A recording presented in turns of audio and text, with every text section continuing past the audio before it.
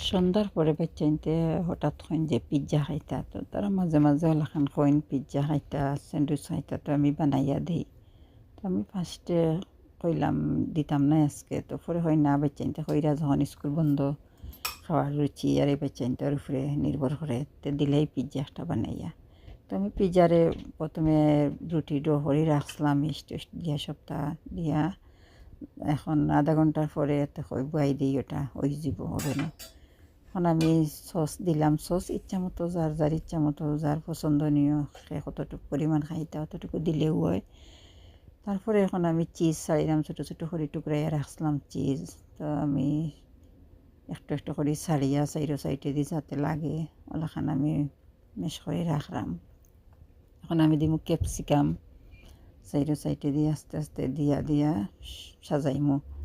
বাচ্চাইনতে যেটা হইনটাও তার রুচি থাকে, তো ওটাও আমি বানাইয়া দেওয়ার চেষ্টা করি। তো বাচ্চাইনতে খাইলে ভালো লাগে, মা হলোর ভালো লাগে।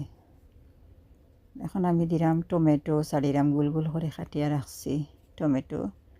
তো পিজ্জা সাজানি লগিয়ে যার যারের উপরে নির্ভর করে খেয়ে কিতা দিয়া খাইতা, কোন ফ্লেভার কিটা কোন দিলে কোনটা দিলে আর যার যার চয়েস মতো খাইতা, ওটাও বেটার হয়। এখন আমি পেঁয়াজ দিলাম, কুচি কুচি করে রাখছি, পেঁয়াজ ছাড়িলাম।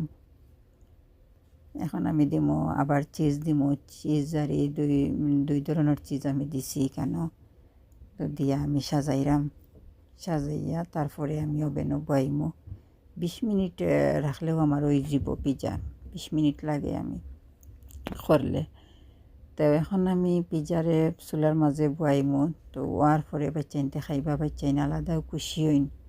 পিজ্জা স্যান্ডউইচ বানাইয়া দিলে আমি মাঝে মাঝে ওলাখান বানাইয়া দিই বাচ্চাইনতরে, সপ্তাহে 2 সপ্তাহে ওলাখান দিই। বাইরে থেকে কিনিয়া আনিয়াও খাইন। তো গরো বানাইলটা আর একটা উৎসাহ হিসাবে বাচ্চাইনতে খাইন।